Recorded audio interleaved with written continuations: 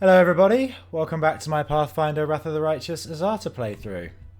We're out in the field at the moment. We're going to go check out the Befouled Barrows and the Heart of Mystery. There's a few things around here we can check out. The old Sokoran mines as well. We need to have social in our party to do this one, but let's go.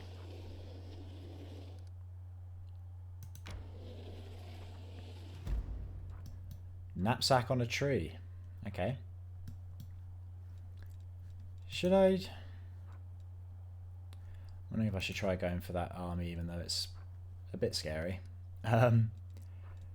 Let's rest.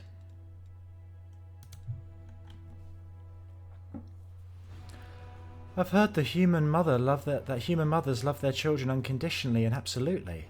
Was your mother like that? Consider this a free lesson in Galorian etiquette. We do not speak of other people's dead mothers unless we are sure our interlocutor will welcome it.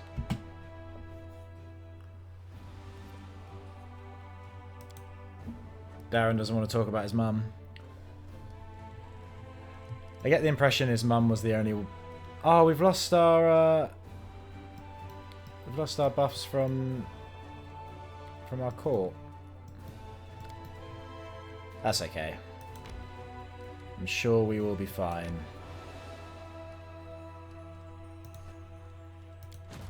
You know what? Let's be bold. I am going to send this army to fight this army here. I know it's red. I know last time we did this we suffered massive losses, but I believe we can do it. Before we go in, let's just check there's no decrees we can make. Oh, a group of winged Yama Azatas descended from Elysium. Cool. The fate of Dirty Squealer. A wizard with a dark past and fearsome reputation claims to be familiar with the rituals of the Omoxers who served the demon lord Jubilex. He will extract a crimson shard of mica to replace the eye of a mud golem captured in battle and place it on the commander's gear. If all goes well, the power hidden in the stone will flow into the item onto which it was placed. It is necessary to decide what kind of item it will be. Girdle of Ooze. Let's do an amulet. The mage carried out his task.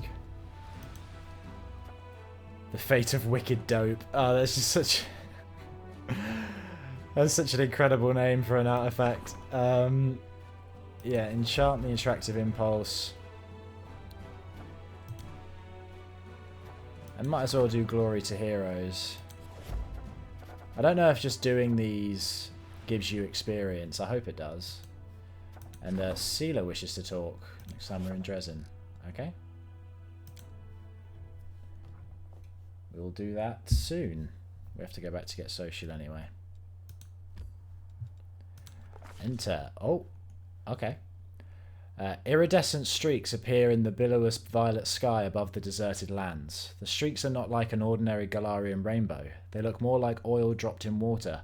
The sweltering haze in the sky seems to waver along with the streaks. Time and again, one of the commander's party spots some movement out of the corner of their eye and reaches for their weapon, only to immediately realise they were mistaken. The ground underfoot turns a muddy grey, covered in a dense layer of ash expelled by geysers. Curious natural phenomena not uncommon in these parts.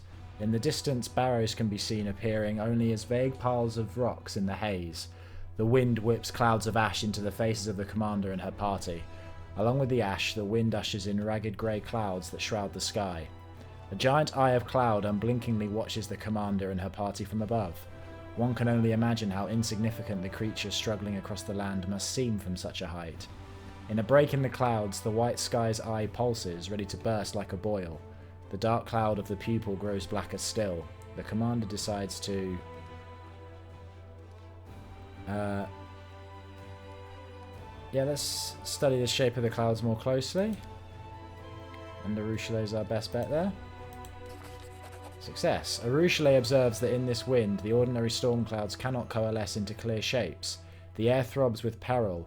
This is no mere storm. What's brewing is something brought by the abyss and possibly only in the wound.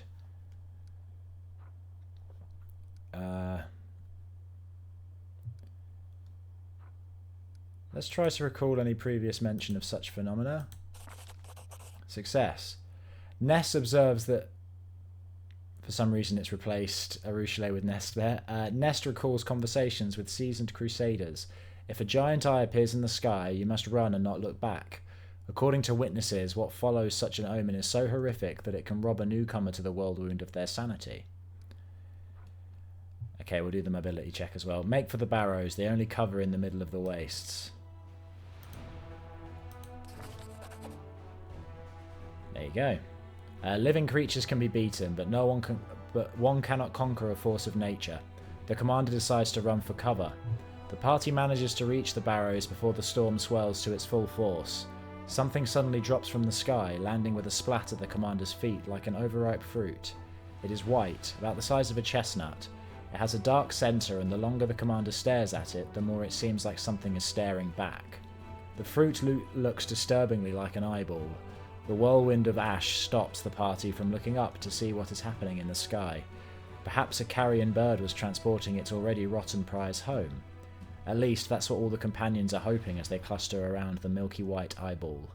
A second eyeball lands nearby with an unpleasant squelch, leaving only a bloody squash on ash-covered ground. 2 eyeballs cannot be a coincidence. The looming rocky ledges which give the barrow the appearance of a hill look like they could come crashing down on the party's heads at any moment. However, they do offer protection from the storm. The horrific hail misses the party almost entirely, and the eyeballs land around them in a wet cacophony. It's raining eyeballs. That's horrific. The land around the barrows looks more like a dumping ground than a burial ground. The storms have bleached skulls and bones, rusted armour and dented swords. This is a familiar sight. More surprising are the arms and legs of golems scattered around the waste, the once snarling faces of animals that now lack all resemblance to their living brethren. Things that look like horse carcasses but with broken mechanical legs.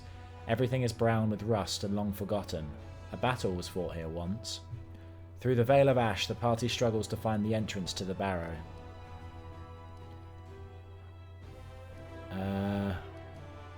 We'll try the perception check again. Hastily feel along the walls. Success. Arushale taps on the rock to test its solidity, trying to find a weak point, a crevice or a door. Victory smiles on her. The next strike is answered with a ringing of iron. The ash-darkened piece of metal that covers the entrance crumbles under Arushale's attack. The mouth of the barrow is cool and smells of damp and dust. More of the ash lies underfoot, pressed into glossy, slippery crust. It is clear that the barrow has been constructed above a cave system that deliberately carved out corridors stretching off into the barrow's depths leave room for natural passageways. The wind, wailing through the stalactites in the dark, carries a strange sound similar to a desperate human cry. Help me, help me. The party strains to hear and decides to find out who the voice belongs to. The longer Albrig listens, the more the voice changes. One moment it sounds like the desperate cry of a child, the next the piercing, ragged scream of a woman, the next birdsong. It cannot be ruled out that he is only hearing what he wants to hear. Go towards the voice. Nest cannot ignore the cries for help, and the party rushes towards the sound, frequently looking around for enemies or traps. A strange thing, the closer they get to the voice, the less distinct the pleas become, blurred into the grinding speech of a rusty mechanism. The only passage leading further into the barrow finishes in a dead end, a spacious cave, its walls decorated in frescoes that have almost entirely faded over time. Before the companions have a chance to decide whether to look for a door or turn back, the cave floor, which seems solid with well-trodden ash, vibrates and begins to ripple like water. One after another, the commander's companions are sucked into the thick, ashy mass like they have stepped into quicksand.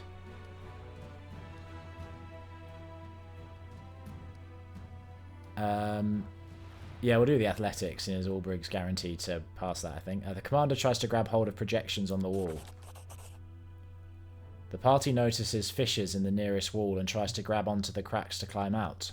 The commander's companions hang suspended above the quagmire for a time, but they cannot move any further. There are no other ledges on the wall to grab onto. Even the strongest party members begin to lose their grip and gradually slide back down.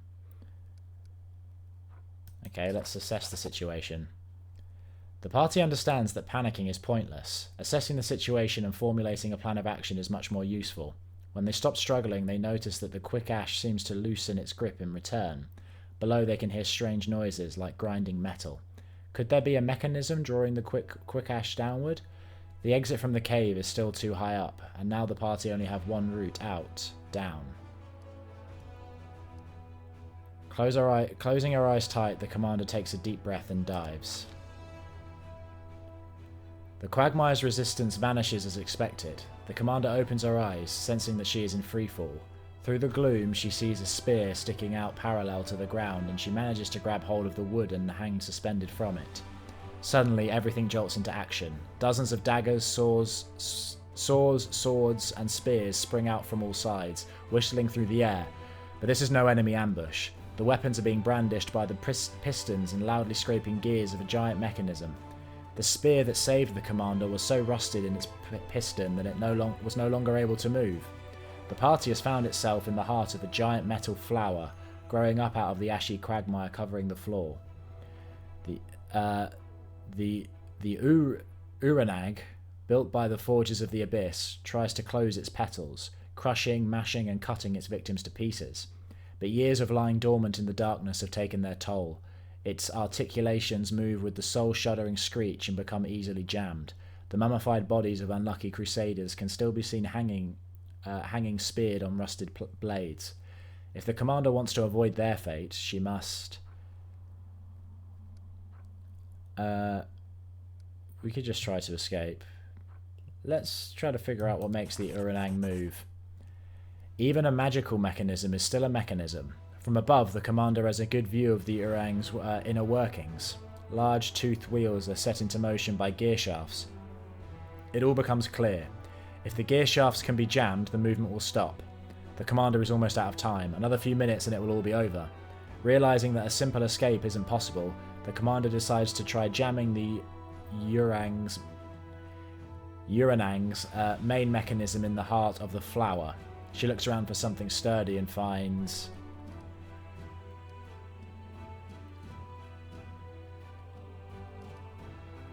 Let's use a hammer in the hands of a dead paladin. The body of a paladin, clutching a warhammer in his hands of bone, hangs from one of the Uranang's hammers pointing directly upward. The commander is lucky that this warrior chose to meet his death with weapon in hand. The commander drags the body towards her and grabs the hammer, but the servant of light's grip is still surprisingly strong and refuses to relinquish the weapon. The bone arms are easily ripped from the skeleton's shoulders, still holding the hammer. The commander tosses the lot into the heart of the Uranag. The hammer falls, sparking off the gears and getting stuck between them. With a furious screeching and scraping, the Uranag tries to grind up the hammer, but it cannot. A tremor travels up the petals. There is a deafening cracking sound, and the Uranag stills forever. After carefully extracting themselves from the clutches of the broken Uranag, the commander and her party find themselves up to their knees in ashy sludge once more. But this time it only harmlessly squelches under their feet as they walk. A dark breach yawns before them, and the cry the commander heard at the entrance to the barrows rises up again. Help me. Since there is no other route, the commander decides to... We could loot the bodies, or no, we'll pray for them. We'll do the good option. Pray for the dead crusaders. The commander offers up a prayer, thanking the crusaders who helped their fellow soldiers even in death, asking for forgiveness for not treating their bodies with the respect they deserve. She feels warmth suffuse her, like the dead truly are with her and are wishing the party good luck on its onward journey. After all its ordeals, the party finally goes up to the surface and emerges in a small chamber. Pipes protrude from numerous openings dotted all over the walls, and they connect to a small box adorned with Baphomet's symbol. The box cries out, producing high, plaintive noises that, when carried through the pipes, begin to sound something like, "Help me." The commander knows that this is just another demonic mechanism created to lure crusaders into the barrow. She smashes the box, scattering small bolts and gears across the room. Silence reigns. There are no secrets left in this place now. Okay. Guess that's not really a location that you're meant to search or anything, then. I wonder if that was at some point going to be a location and then they decided to make it a narrative event instead. I don't mind it though. Yeah, it's fine. I like those narrative events sometimes. Oh, hello. We've got more recruitment available.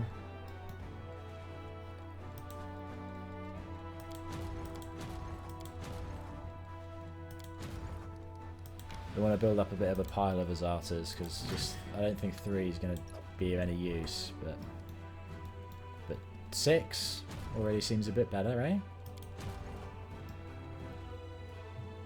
You've still got no movement.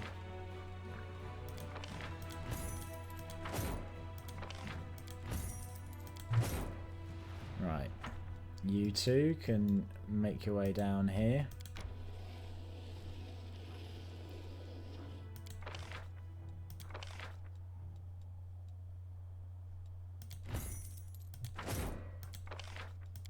You two can make your way over here. Nope.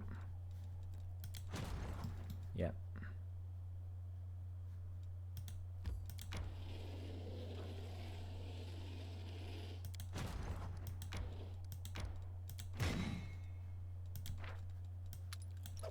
Just build these numbers up, make this army worth more.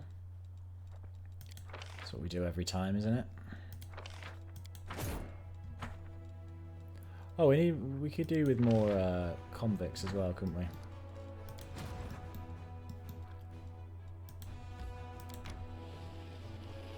can come here and join up with these.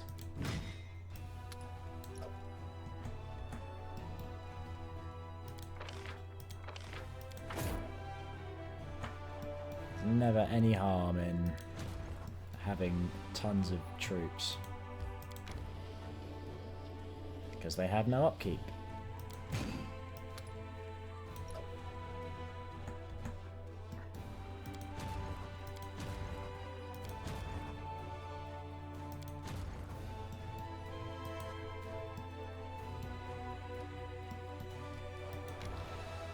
Oh. Hello. We've got an army coming. Well, that's okay. We have an army right there, ready for them.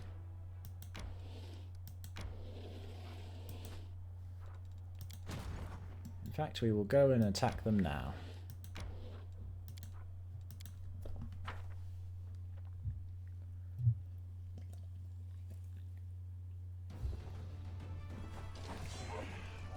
You picked a bad location to attack from.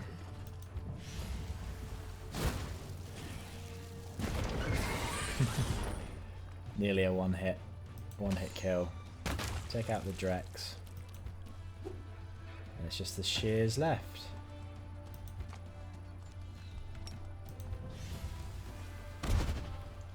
It shouldn't pose any sort of problem.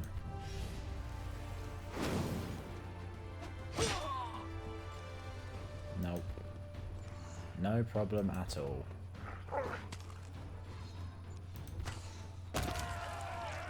Easy.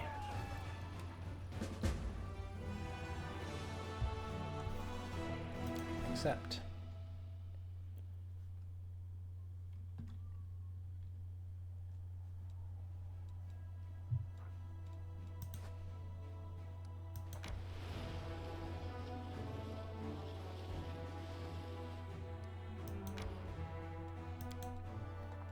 Let's do a rest. I cannot stand demons. If I didn't already know your grandfather was one, I should never have sensed the demon blood in you. You're much too unremarkable. And you come from Aasimar stock, Your Excellency. But I'd say we're each about as angelic as the other.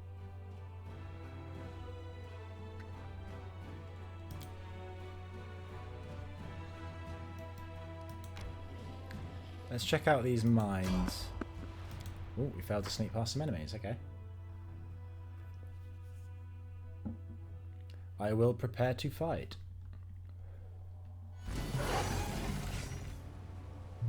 Oh, okay. There's quite a lot of enemies.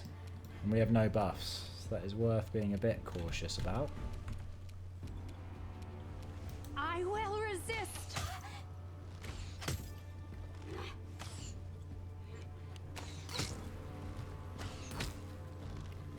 Don't mess with Ember, please. I don't like it when people mess with Ember.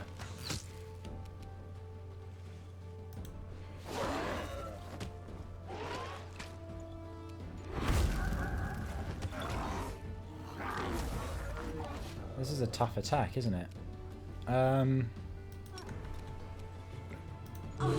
There you go, at least it works sometimes. That's okay then.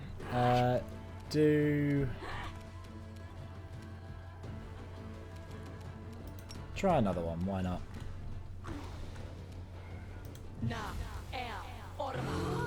Oh, great. They both worked.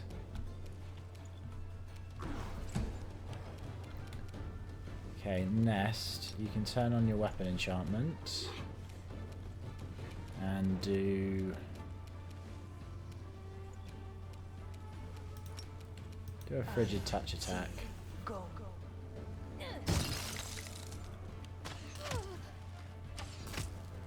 Survive.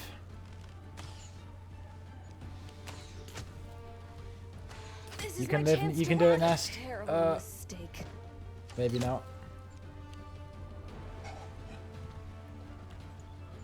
This thing is slow. You know what? Right, walked right up to where it can be attacked.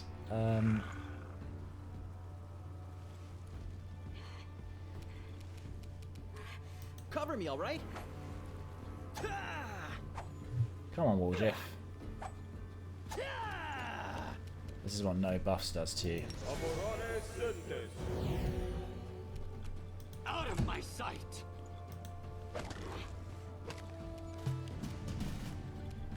Okay, Arushale. Prepare yourself.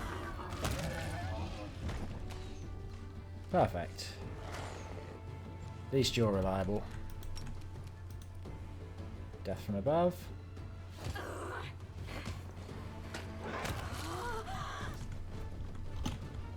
Great. We did okay. I've got a lot of gear to sell too.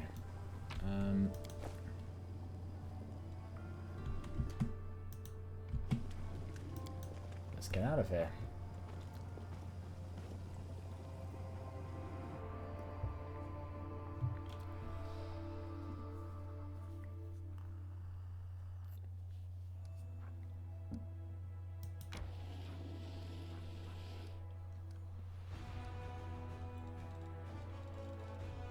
No one's tired, are they?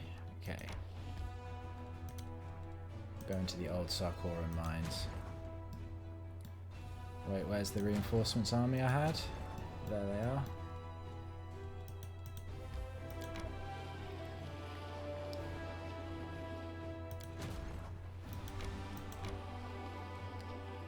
If I can get this to level 9. I mean, I think I might have to change the clerics out to get them to level 9. I think they're just objectively pretty bad. But I am going to try this army the minute we've got movement. Let's enter the old Sarkorian mines.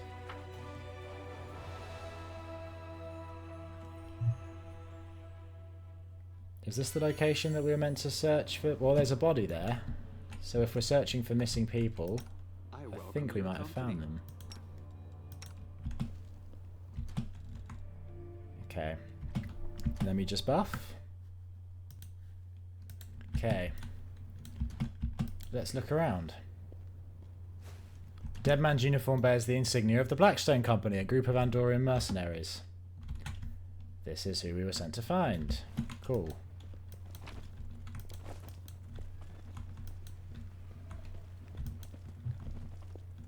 Always watch your back.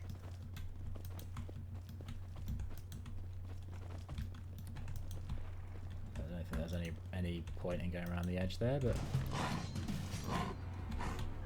Hello, Smilodon. Hello, everyone being at the back.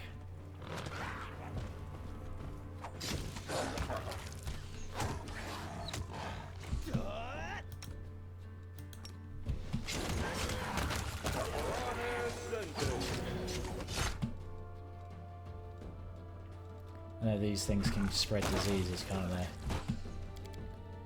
Anyone got demon plague?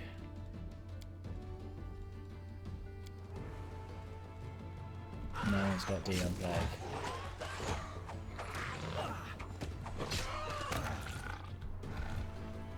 Cool. What is that? It looks tough, whatever it is.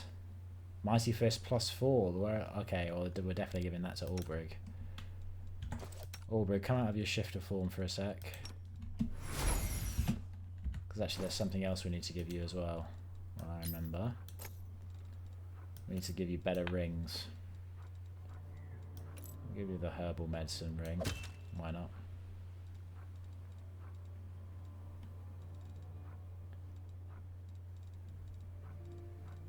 I think that's everything we would really need to give him. That gives him better dexterity. He has something else that's giving him strength, right? Braces of the Mighty Boar, there you go. Or these ones. So they're giving him 6 strength. Which is why he has the dexterity belt, I remember. Is there maybe better armor?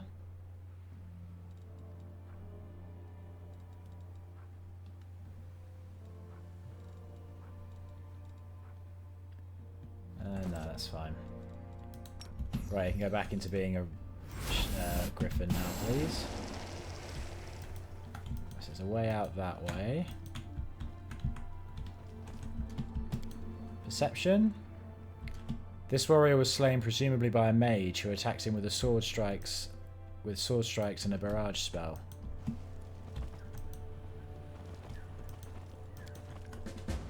Judging by the insignia, this man was a member of the Blackstone Company, one of the many soldiers of fortune. Right, so we can now go and tell Selkid about his mem. Oh, I forgot to talk to Captain Odin as well, didn't I? Judging by how little dust there is on the stone fractures, this rock side is fairly new. The cave ceiling must have collapsed only a short time ago. Interesting.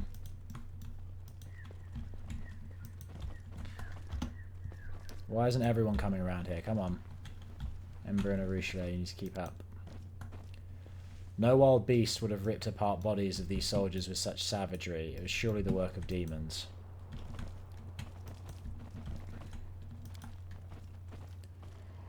An expert in fire magic clearly took part in this battle.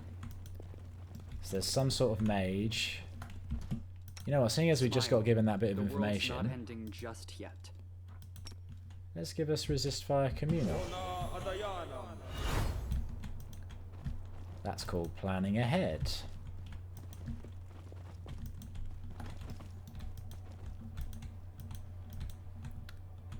Should we meet the people responsible for what happened here, which I'm presuming we will.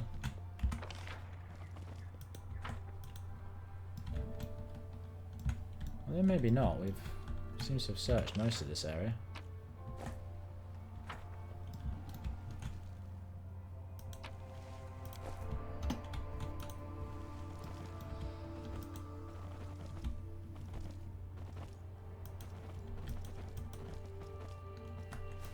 Are we not going to meet the people responsible?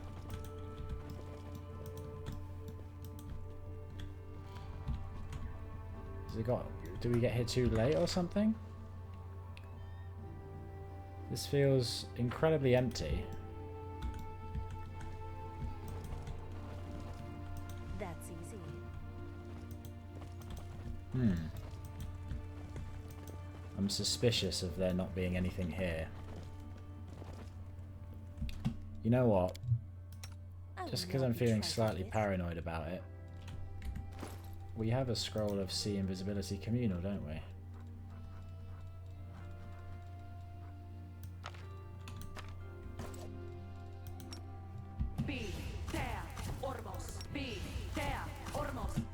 Come on.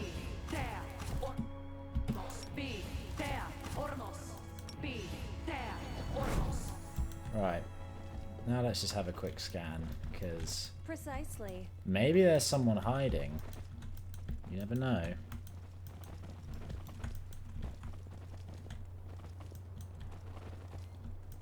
Can't see invisible Always creatures. watch your back. That's what the word means. Well done for stating the obvious, Joe.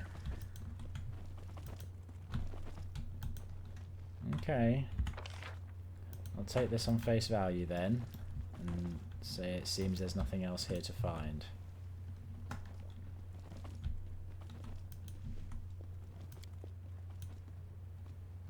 There was no doors or anything, were there? And the mine door collapsed.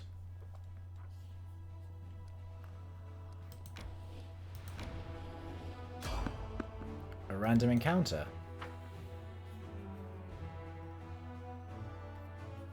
Feels like a very specific place to have a random encounter, so maybe it's not random. Well, maybe it is, because this doesn't look anything like the rest of the Worldwound.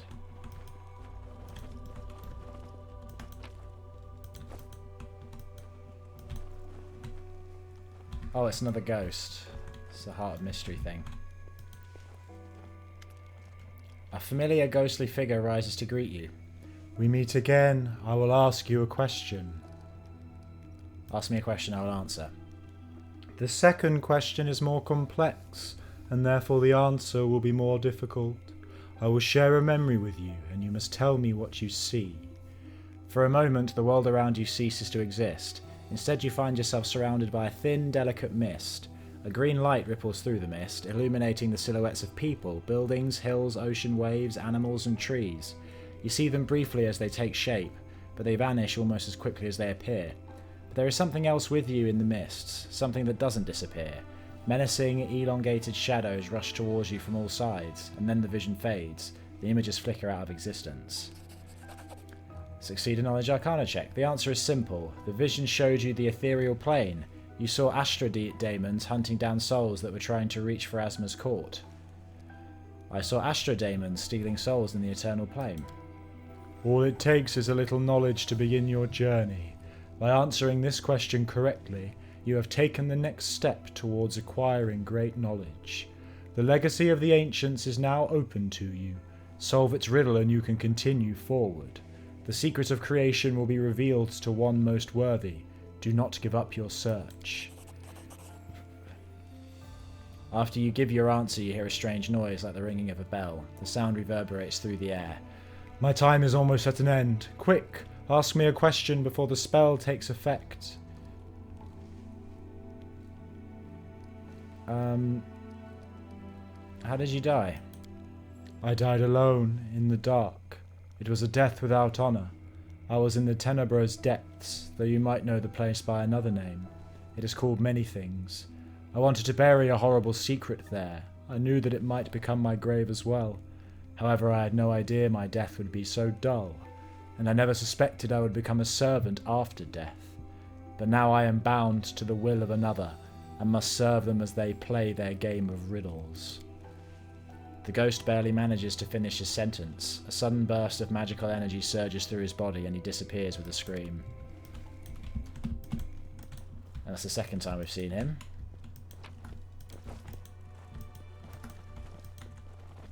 Surprised we saw him coming from this direction of Heart. We could have already gone to the Heart of Mystery. Based on where it's located anyway.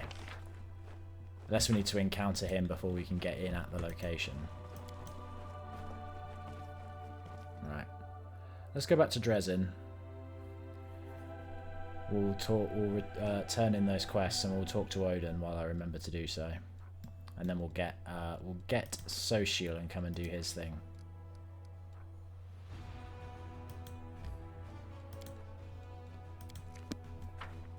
We'll start in the Citadel. Seelah wants to talk to us.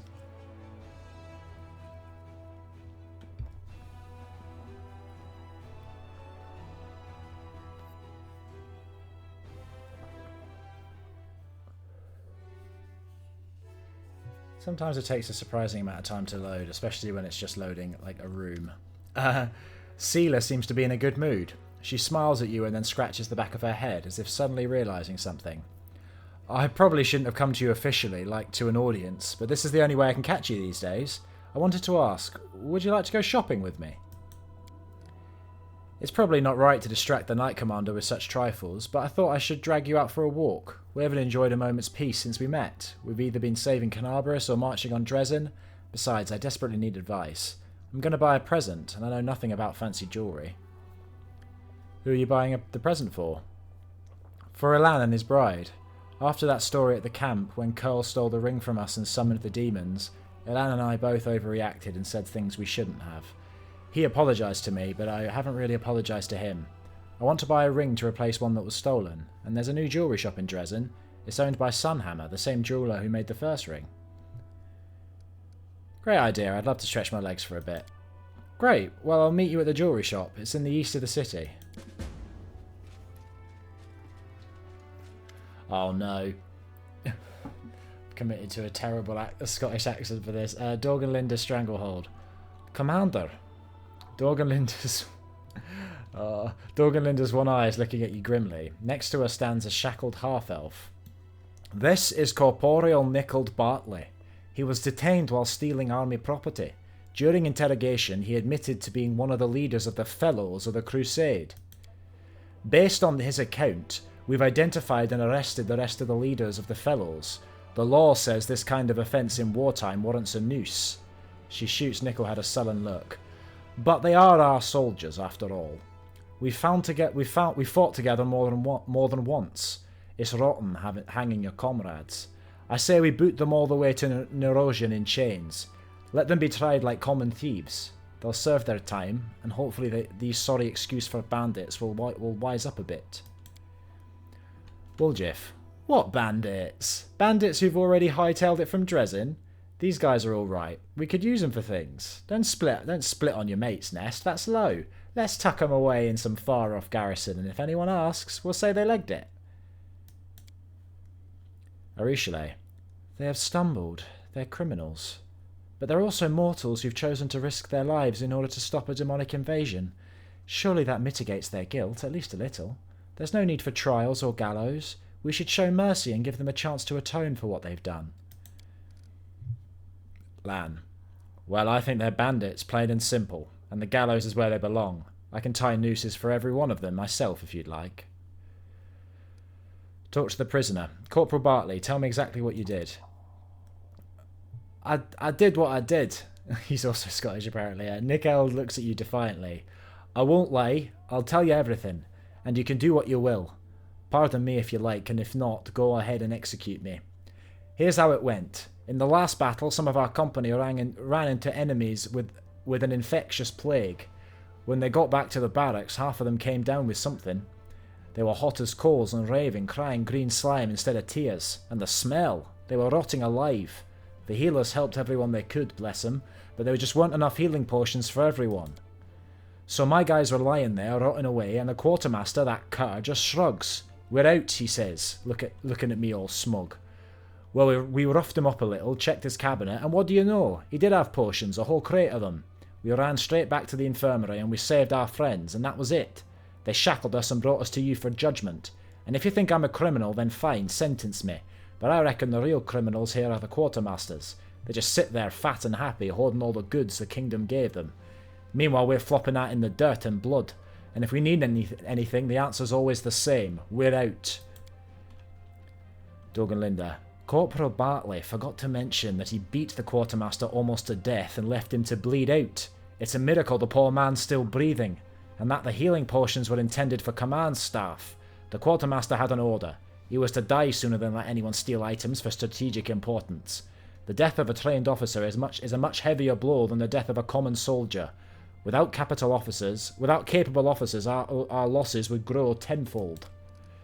He also failed to mention a dozen previous cases of theft, which cannot be so neatly excused by a touching concern for his comrades, and a whole warehouse worth of stolen goods he stashed near the city walls.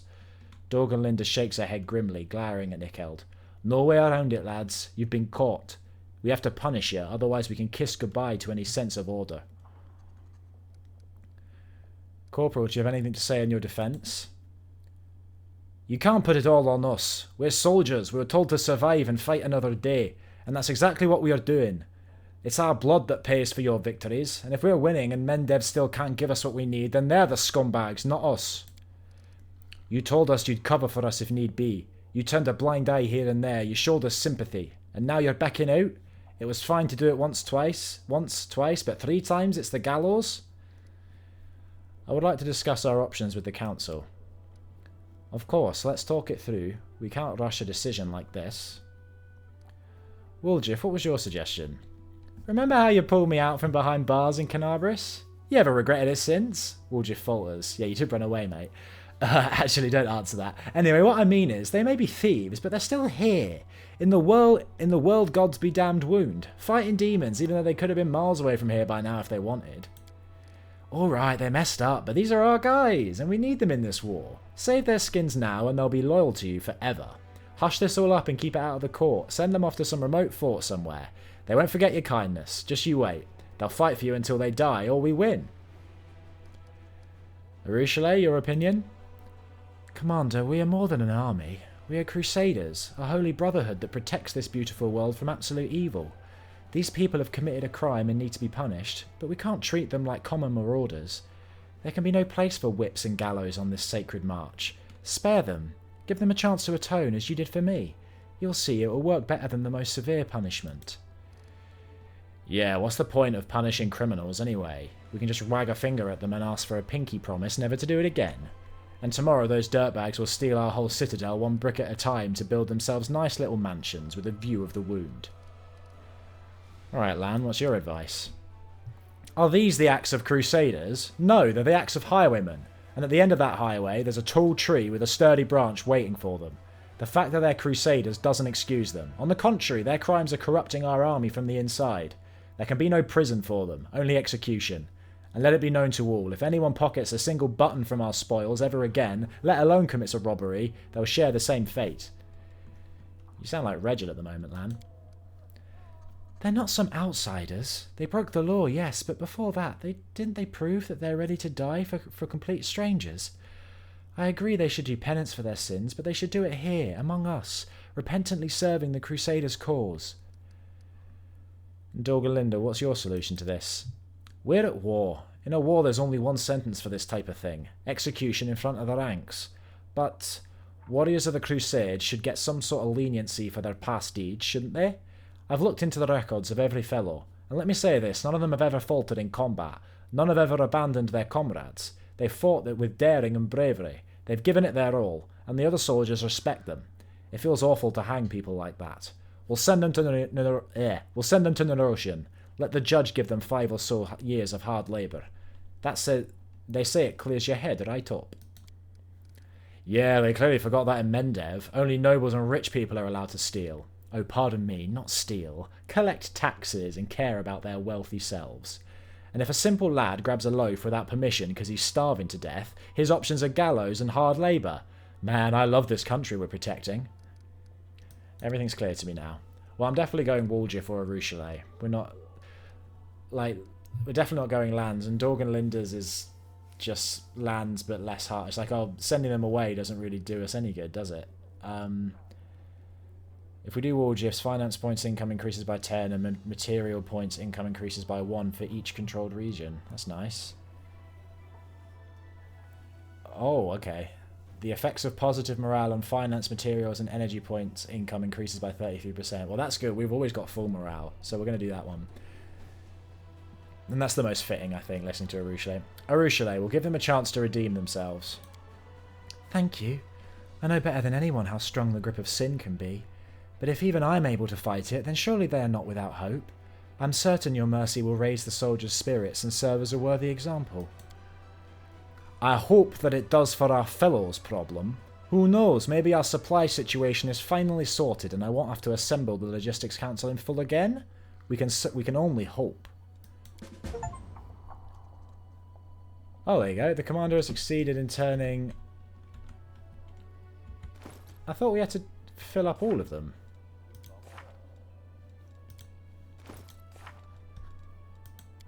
Where's the middle game one? Oh, we've done a lot of quests, haven't we? I thought we were nowhere near to maximising the stats of leadership. Maybe we did. I didn't notice. Is that the last logistics council then?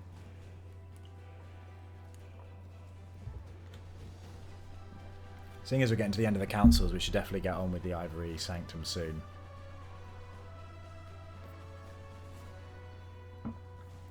And go back and deal with Blackwater. The place is still bugging me. Captain Odin, you seemed nervous when we were discussing the attack on Storm's Peak. What's the matter? Just so you know, we did already do it and win, so if you complain, you can shut up. Odin's face looks both fragile and rigid, as if it were made of glass. I was imagining the sacrifices this bloody assault will exact. Didn't think we lost a single soldier. Thinking of the soldiers who would never go back to their homes, and remembering the day that changed me forever. That day at the end of autumn, when my warriors charged into the fire and became ashes in memory. The day for which I was named a hero, and whose guilt will haunt me until the day I die. He already told us about that day, so we don't need to hear it again. Why are you tormented by guilt? I could have done more. I could have saved at least someone.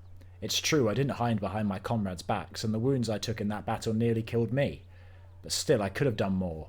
What if it comes down to it is that it's just not fair that I survived when everyone who trusted me with their lives is dead? If there is justice in this world, my survival affronts it. Why did you stay in the army after that? Odin smirks bitterly. Because they called me a hero. I was so ashamed at that moment. I knew that they were the heroes. The ones who would never leave the outpost. Their heroism was my undeserved glory, and it was thrust onto my shoulders with all the weight of an order. I swore I would carry my burden until I became worthy of my brothers and sisters in arms. I am guilty of receiving the glory that their valour made rightfully theirs. Tell me about that day.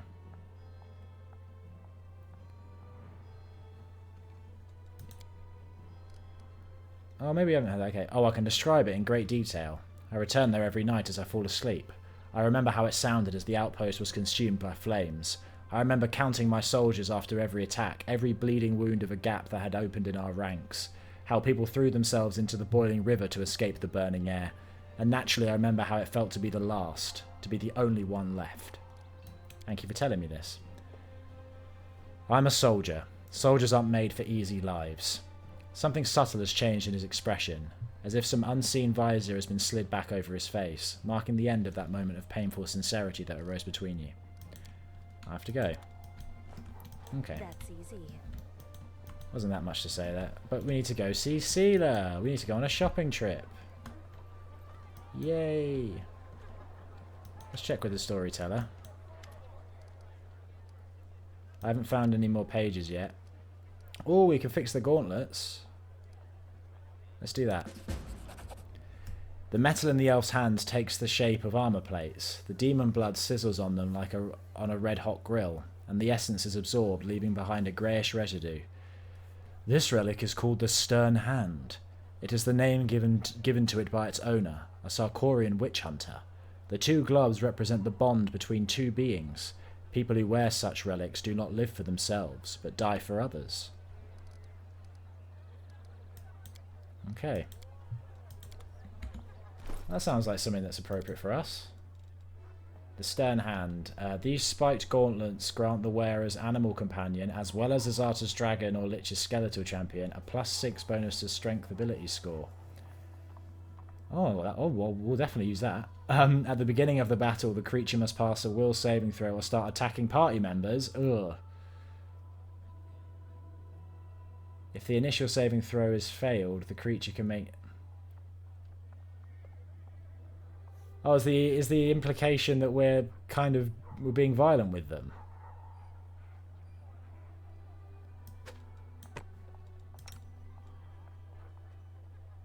Oh, they do stack. Okay, well, we have to do it. I guess the implication is that... Oh, I don't like the implication, because it's... The only reason why the animal companion would start attacking would be that we're being violent with them. I don't like the idea of being violent to Ivu.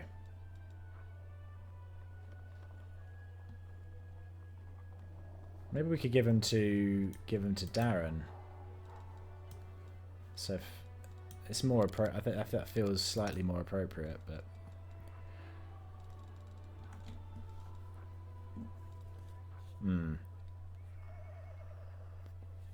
to me that doesn't really fit the description of someone that fights for others if it involves being physically abusive to your pet.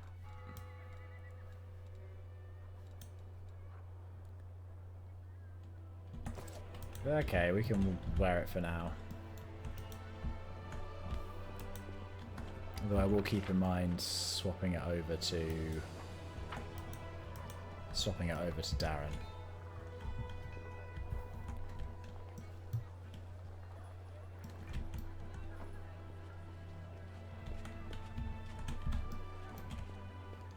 Right, we need to go to this jewellery shop, didn't we?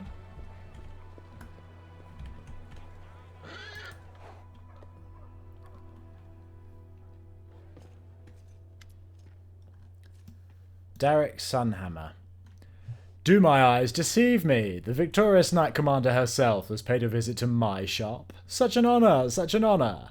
A dignified dwarf in a luxurious, beautifully adorned garment bows to you before turning to Seelah. You are most welcome as well, Iomedes faithful. It is a pleasure to see so many brave crusaders within these walls. I am Derek Sunhammer, the jeweller. This shop is one of many that I own. Ah, Master Derek himself. I heard the only place one is likely to bump into you is at a royal reception. Not at all. My wares are expensive, not least because I have to buy costly metals and gems, and also pay for the security of shops and workshops throughout Mendev and beyond its borders. My prices limit the circle of my clientele, but that doesn't mean I myself shun all those not in possession of a noble title. Master Derek gives you a warm smile. I must say I am very glad to see you here. Why did you decide to open a shop on the front line of the war? There are two sides to me, if I can put it that way. I am both a merchant and an artist. For the artist in me, the crusade is a limitless source of inspiration. In recent years I have crafted very few delicate items, plant and flower patterns, you know. My current preference is for heavier, larger jewellery, dark metal, expressive gems in cool colours. Everything that reminds me of steel armour, the calming weight of a shield in your hand, the clash of weapons. But the merchant in me sees something else in Dresden, a risky but potentially fruitful new market. If you succeed in your noble cause and defeat or at least push back the demons, the city will thrive. And whoever is first to make a splash here will reap the rewards.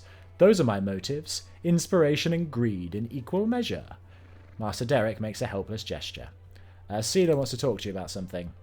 You have my full attention. The dwarf strokes his beard. It's simple, Master. You might remember that a while ago Sir Elan of the Hound Heart ordered a ring from you. A silver ring with a blue-green gem. I would like to buy something similar, but I only have this much money. Seelah shows him her coin purse.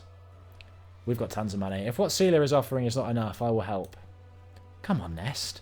Seelah is embarrassed. I only invited you along for advice. I can handle the expenses myself. Oh, I would not advise you to reject the commander's help out of hand. With her participation, I can offer you something truly special that fits your description perfectly. A ring with a blue-green gem, just as you've described. This is one of my latest creations, and I am very proud of it. Alas, your own funds, my dear, are only enough for the plainest ring, and the gem is not the right colour. Yeah, we'll add 1,000 gold coins. We need the very best. Seelah sends you a grateful look. Master Derek lowers his head respectfully and retrieves a box from the bag on his belt, opening it to reveal an exquisite ring with a glittering blue-green jewel. He lets the light play on the gem's faucets, then places the box in Seelah's hands. This is a special item, and I'm glad to see it go to someone as worthy as yourself. For how could the commander's friend be anything but? May it bring good fortune to its owner. Now, if you'll excuse me, I don't usually make sales in my own shop. I have golems for that. Besides, I prefer spending my time at my workbench, not behind the counter. But I was glad to serve you, Commander, and your valiant companion. All the best. That's convenient that he's here. Well, that's that done. Seelah stows the ring box. Come with me to the barracks to give the ring to Elan, were you? After that we can go to the tavern and have a few drinks. Are you happy with what you bought? Well, yes. The truth is, I just needed a reason to talk to him and show that I wanted us to patch things up. I'm not great at this friendship stuff, but I'm trying. Let's go. Is it just going to send us straight there? Or are we going to have to walk over? Please just send me straight there.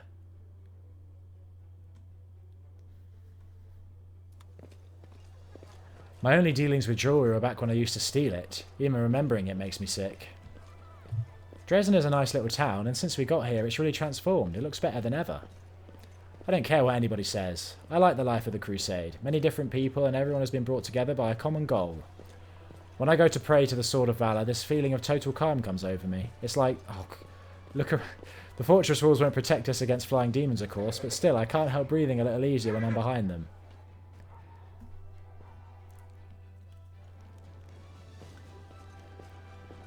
Some of those went way too quick. That was a neat little sequence, though. Elan of the Houndhearts. Seelah, Knight Commander. Elan seems a little discomforted. Good to see you. Not this again. We'll avoid a drawn-out conversation. I'll just get to the point. I got you a gift. It's, well, a ring to replace the one Curl stole. Oh, Seelah. Thank you so much. But you shouldn't have. I've already apologised to you for how I behaved back at the camp. And I'll say it again. I don't blame you for anything. We fought shoulder to shoulder here in Dresden. Can't we just let bygones be bygones? Sure we can, but take the present. Your wedding is right around the corner. Seelah puts the ring in the knight's hand. Did you know that we found Janna? After she ran off, she was taken prisoner by demons. So I heard, and I'm not surprised. She didn't just let us down, she let herself down too. Do you still just trust me and the power I've been granted, Elan? The knight endures your look and answers smoothly. Yes, Commander, I still have my doubts. I'm just a warrior. I have faith in the god's will, but I'm used to relying on things I can understand. Things I know. An honest sword, a prayer passed down through generations. Don't take it as a sign of disrespect. It would be more disrespectful to lie to your face. By the way, when is the long-awaited wedding? Very soon. That's what I wanted to talk to you about. Did you want to... we came to talk to you, mate. It would be a tremendous honour if you would come to my wedding. We're going to hold it not far from the walls of Dresden, to the east towards the river. Seelah's already been invited. Now I'm asking you. You showed so much kindness to me when you helped me look for that ill-fated ring. I simply must repay you somehow. Besides, Kiana would simply love to meet you, and I can't deny her anything. This is great. Say you'll go, Nest. We'll have so much fun. Aren't you worried about holding the wedding outside the city walls? We chose a place that is still within range of the holy power of the Sword of Valor. My fellow Houndhearts will be there, and Kiana and her friends know how to handle themselves. Of course, the location is not entirely risk-free. Nowhere in the Worldwound is. But it's as protected as it can be, and the territory has been much calmer since your victory. I'll be there. Thank you, Commander, and you, Seelah, for the gift. So long, my friend. Seelah turns to you. Oh, thank you for coming for a walk with me. It's nice to take a breather between fights sometimes. I hope we have a good time at the wedding. All these battles and divine powers, we need to make sure we don't lose touch with ordinary life. Precisely. It's a nice day for a white wedding. Know thy enemy, a Crusader's Brief. You learned something new from this book. What did we learn?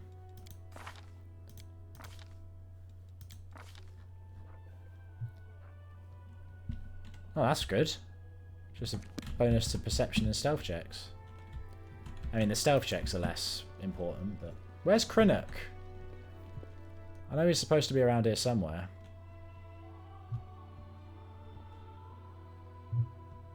Where's he hiding? He said he wouldn't be in plain sight. I'm wondering if he's in a building or something.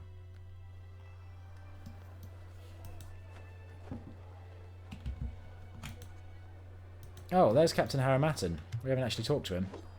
Commander, an aged, dark-skinned Garundi man with sharp features addresses you with a confident salute. Instead of hair, his head is covered in sparkling crystals, clearly identifying him as an Ored. Captain Haramatten at your service. Tell me about yourself. Affirmative. I hail from Elysian. My parents were caravanners. They do the entire length and breadth of the desert, fearing no heat, thirst, or wind. They told me that I was born after they miraculously survived a fierce sandstorm, one that raged for 5 days straight, blocking the sun out of the sky. We call sandstorms like those Harmattans. I don't know if that made me the way I am, but I do know that they named me after that sandstorm. I didn't follow in my parents' footsteps. Could you quieten down a bit? I didn't follow in my parents' footsteps. In truth, I feel uneasy in the desert. Among the dunes, I feel like I'm trudging through a swamp. Instead, I enlisted in the army of His Majesty Kemet I. He had just ascended the throne after throwing off the Kelishite yoke and returning Elysian to its independence. I soldiered in the infantry for exactly 100 years. I saw and shed no shortage of blood, both mine and that of others. In other words, I performed my duty to my homeland. But the older I got, the stronger a nagging voice in my heart grew. It kept telling me that I was not fighting for what I should have been. Homeland or not, there was a war in this world that meant more than all the others. I went to the Temple of Ra, made my sacrifice and prayed, "O King of the Heavens, send me on my path." That same night I had a dream. I was a sandstorm flying above endless lands as if I had falcon's wings. Over the desert, the sea, the forests, right towards the Worldwound. My god had showed me the path. That was clear as day. I resigned and left for faraway Mendev. For 24 years I served Her Majesty Galfrey, had a good taste of the abyss. Then that whole disaster in Canabris occurred and the Queen called for a new crusade. And here I am, fighting under your command. Thank you. I have to go. At least I didn't have a ton to chat about. To the point. We appreciate that.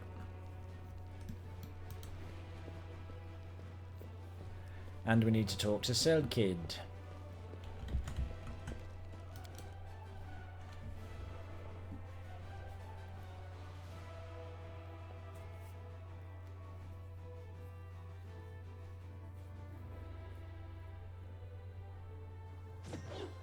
It feels like it loads a loading screen sometimes. Like it just has a black screen for a while.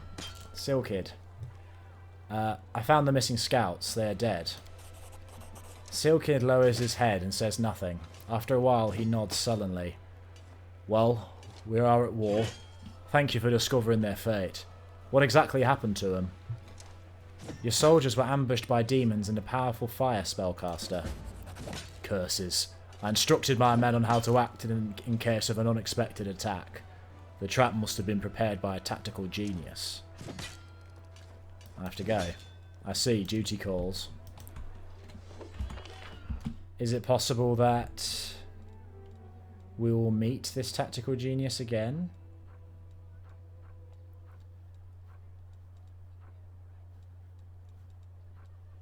Where could Krinnock be? Well, let's go to our court and get our buffs back. They're useful.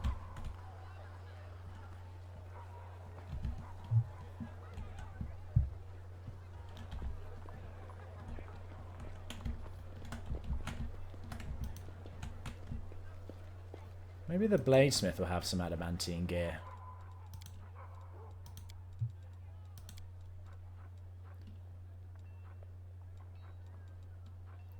No, nothing adamantine. Just Cold Iron Masterworks. I guess in universe it's supposed to be a very rare and powerful material, so it makes sense that it's not just sitting around, but still I would like it to be. Commander's Court. Wait, we'll bring Social, and I guess we'll bring Seelah too, because I think... No, not Ember. We want Ember. We'll put out Woolgif. Ulbrig, sorry. Because I think we'd need her to go to the wedding, wouldn't we? I guess we could do both of those in one trip. And these two haven't actually been to our court yet. We'll be showing it to them for the first time. Why not?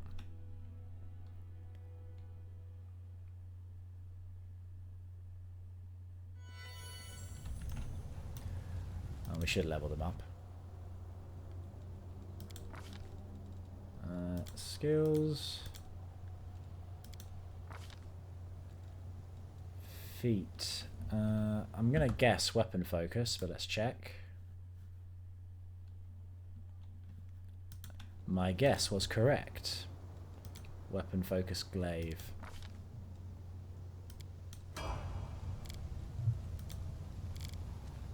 And Charlie, your dog.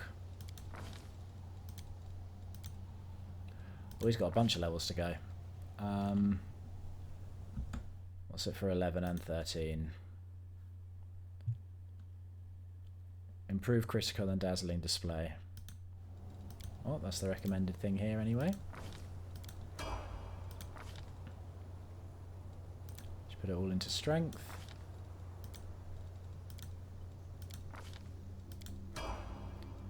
And then a dazzling display.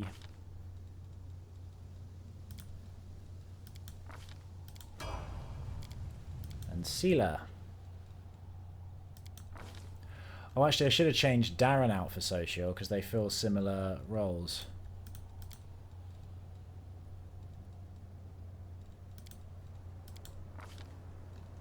In terms of their, they're both buffers, so they kind of cancel each other out. Seelah level 13. What's the best thing for you? Dazzling display. Everyone's going for dazzling display.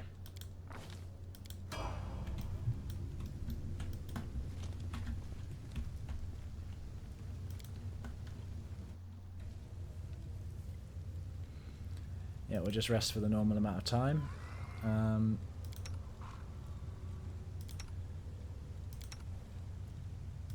You two can just do the night watch. Unless one of you happens to be better at camouflage. No, Social has -2 at camouflage. He's terrible at it. One more day, and I'm still alive. Everyone dies, and I don't even get sick. Why is that?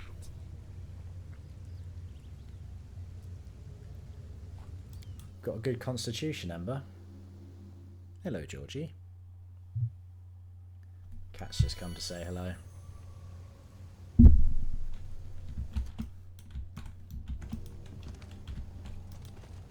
Which I cannot complain about, can I?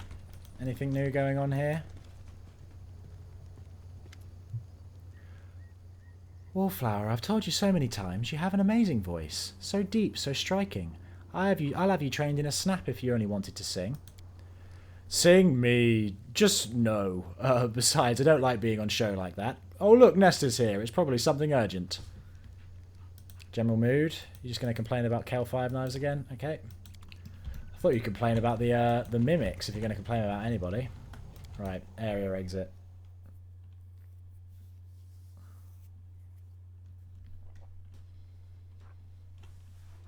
Yeah, there's the wedding meadow. Yeah, we need Seelah there. Okay, we'll go do that first.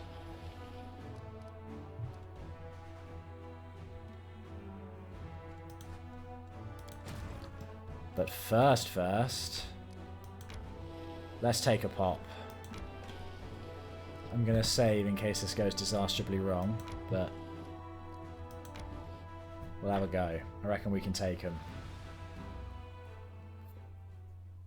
They haven't got a general, they just got very large numbers.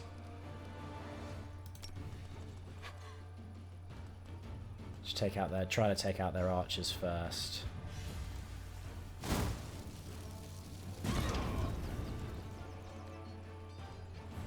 Okay, take out this group. Get another round? Another round? No.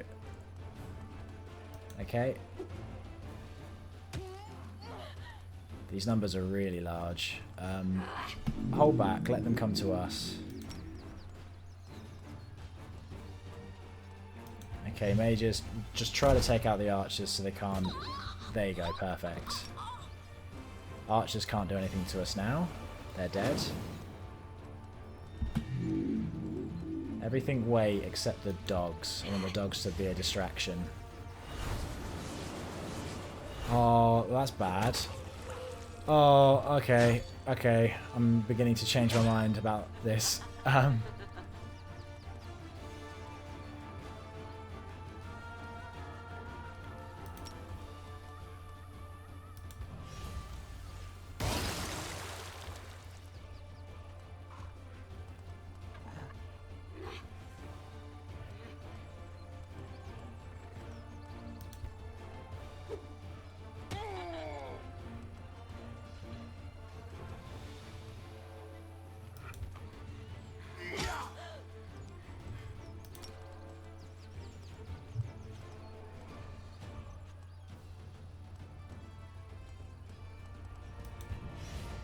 Okay, the cavalry are the biggest threat at the moment, I think.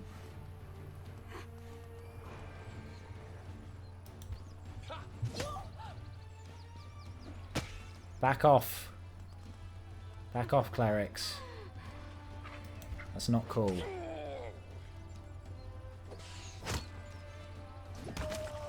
Oh, okay. You know what? You know what? Let's have one more attempt. I'm not bearing through another horrible defeat like we had in Act 2. I'll try once more because might be able to do better.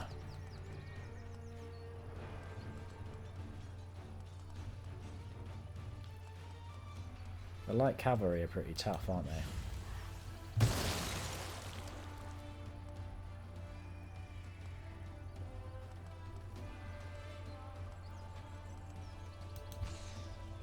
The archers need to be taken out. They're top priority.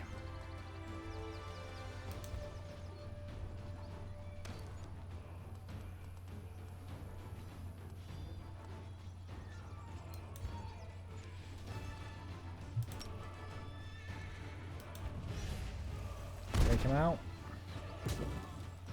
Right.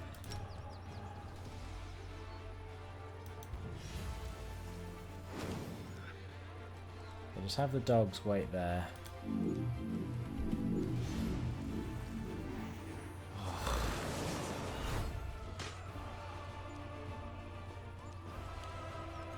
You know what? No. This is... Oh.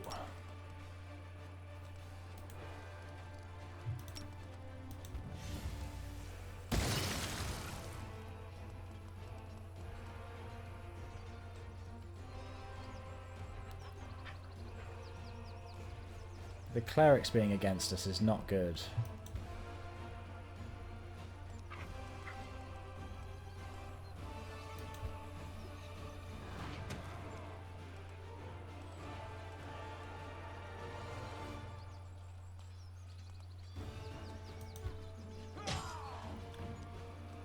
I think the 700 cavalry is the most dangerous part of this.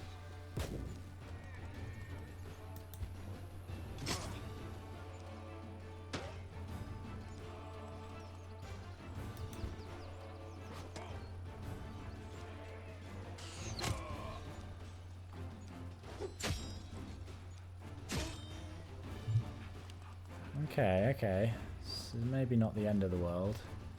This positioning's not great for us, but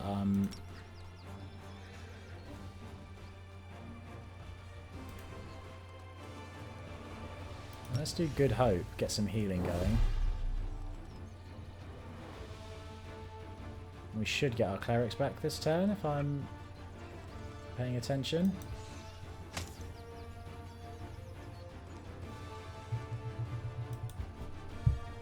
Okay, weaken those cavalry as much as you can.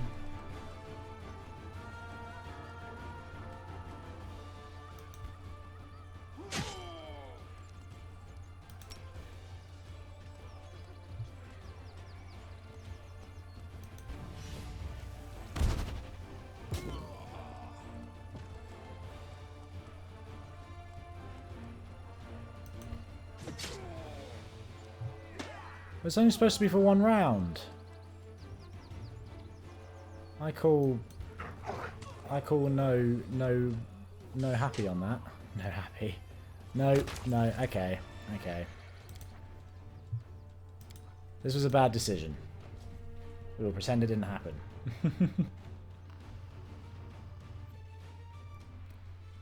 I know that's a bit save scummy, but honestly, don't feel bad about save scumming the Crusader battles. They're a big pain. We could send this army in, weaken them, and then send the main army through. Or just keep building up for a while.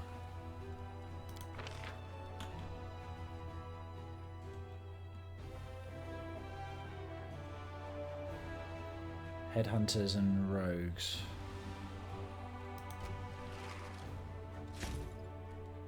Oh, that's alright. Okay, we'll get more Bellflower fighters.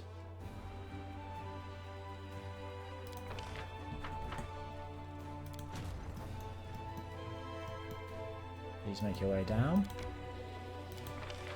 And we'll get more Hedge Knights.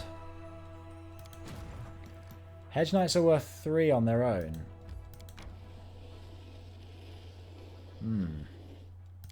Maybe we should put some of those in the main army. 79 Hedge Knights might be worth replacing the clerics for. Okay, we'll consider that.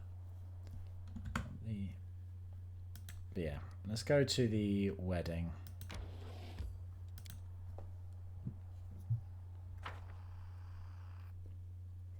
Is this wedding going to be successful, or is another disaster going to happen?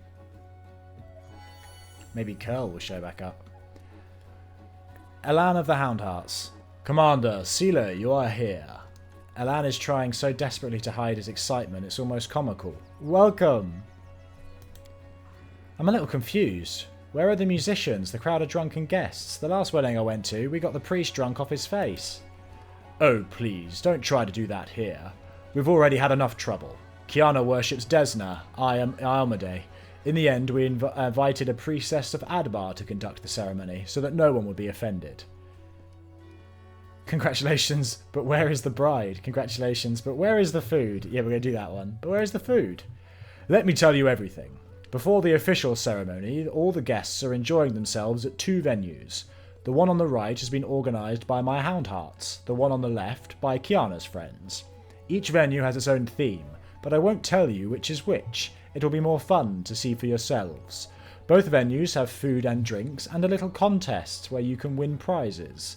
Kiana is greeting guests at her venue, and I'm leaving for mine now. I have a special role to play there. Enjoy, Commander. There's still time before the beginning of the ceremony. Seelah, thank you for coming too. We brought 4+1s, if that's okay. Well,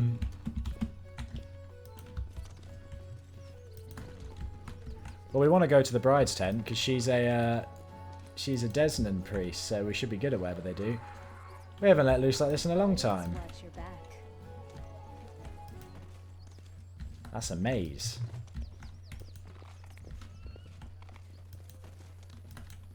Bridesmaid. We haven't let loose like this in a long time. Is everyone just going to say that?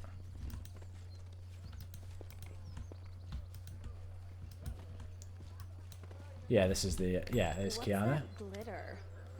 A slender young woman in a flowering dress walks towards you. The first thing you notice is her eyes. They are a striking blue-green.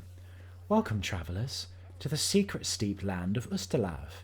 You have come to the kingdom of grim mysteries and exquisite secrets. I, the vampire princess, am delighted to see you in my castle. After a pause, the girl smiles coyly.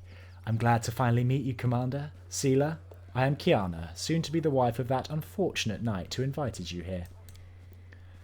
Seelah rolls her eyes. Horrible. Imagine walking through the Worldwound and then bam, you're in Ustalav.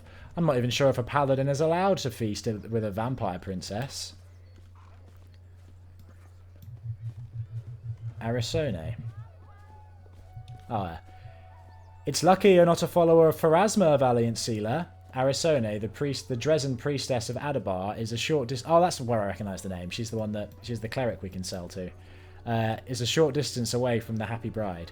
Although I'll admit, I'm not used to feasting with the undead either. Oh, stop it.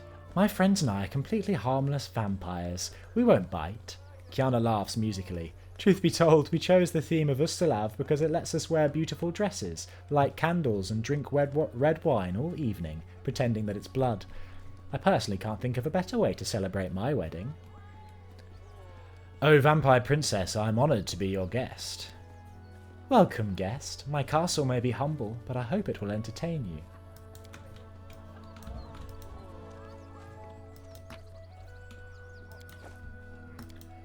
A trickery check. The skeleton has a slight sheen to it. Judging by the texture, it is made of marzipan. A marzipan skeleton. What's lootable?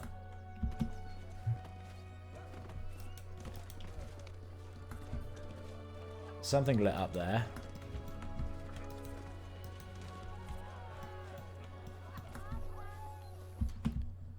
Hold on. Why did it light up saying loot and then we can't pick up anything?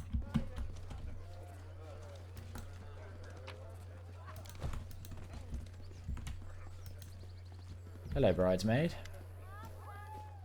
A young woman in a flowering dress smiles at you, showing off fake fangs. Welcome, travellers. I am the keeper of the macabre menagerie.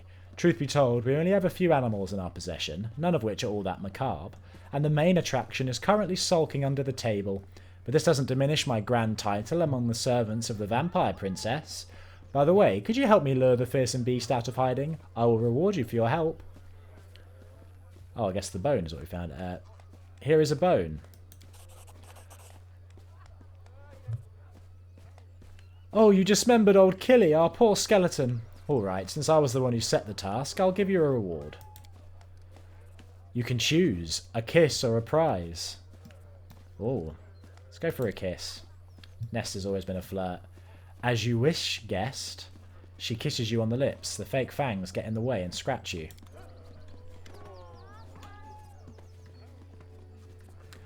Ah, rascal, there you are. Look at the bone our guest found for you.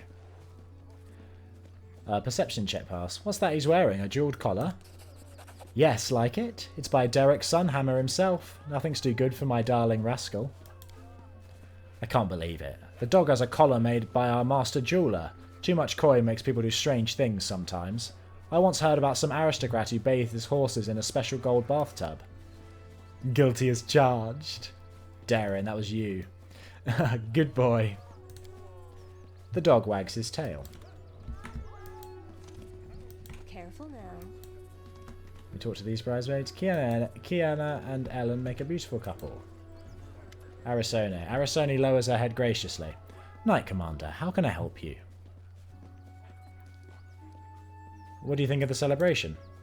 I'd prefer a church ceremony and a more formal approach to the celebration, but there is a certain charm in how unpretentious everything is here. We priests who choose to make our home in savage and dangerous lands see a lot of things during our lifetime, including exotic weddings. We don't bat an eye at a celebration where the groom is wearing a Fey monarch costume and the bride is dressed as an evil vampire. Parties involving exotic costumes are endlessly amusing, but putting them on is only half the fun, if you know what I mean. I'll walk around some more. This is a LARPing wedding. That'll be good fun, to be fair. I'd love to go to a wedding where everyone's dressed as vampires. Best man. Maybe it's a good thing we don't have Ulbrig here. He might freak out about everyone being dressed as Fae. A Fae steps into your path. You suppose he must be a Houndheart, but his knight's armour is mixed with gaudy items, and there are fake wings fastened on his back. Halt, travellers! You are stepping into the wonderful land, the charmed land, the most perfect land ever created by the gods, the first world, and I am its guard, the beautiful Fae Gate Mistress. But before you enter, answer my question. What is the key that opens every gate? Love, money, valour, or tentacles? This is a wedding. Love. Oh, you are right indeed, travellers. The love of two wonderful creatures, Elan and Kiana, made this place and brought all of us here today. Now you may enter and learn the mysteries of the past and fight for the treasure of our Fey ruler. The Fae points to the middle of the tent, where seated on a throne is none other than Elan. His head is crowned with fake horns, a green cape sweeps over his shoulders, and his torso is proudly bare. Oh yeah, look at him over here. Is Elan pretending to be the Wild Hunt monarch? He is the monarch, the true ruler of the magical land of the first world. The Fae lowers his voice. The bride is particularly taken with the costume. Perception check. Faye, what is this tiara you're wearing? It is so beautiful and exquisitely crafted. This is the tiara of beautiful Faye. To tell you the truth, I borrowed it from my sister as a prop. It was a gift from some admirer of hers. She's gone off with him now and doesn't wear it anymore, but I believe it's the work of Sunhammer himself. It's a good thing it's not a real Fae tiara. Real Fae tiaras can make strange things happen. You put one on and donkey's ears might grow out of your head, Seelah grumbles. She bites her lip thoughtfully. Some thought has been niggling at me. This isn't the first piece of jewellery by Sunhammer we've seen here, right? Strange. Yeah, I was just about to say that he seems to have supplied this whole thing. What is the Fey Ruler's treasure? It is a priceless artifact which our monarch has owned since the dawn of time. It looks exactly like an ordinary broom, but don't be fooled into thinking we Fey simply failed to find any good props.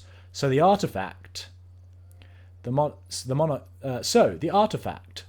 used to own it, but the treacherous predator, the most fearsome of any who lived in the forest of the First World, sneaked into the treasury and stole it.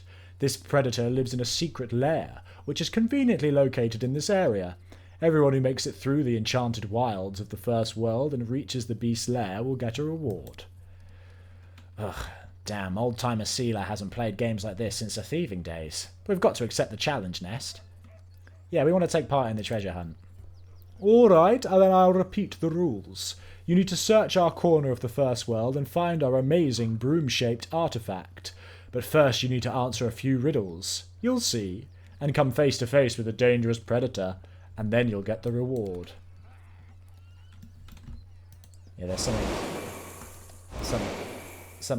what's going on? Why are they spiring out colour, rays of colour? Success. There's something suspicious going on in this wedding.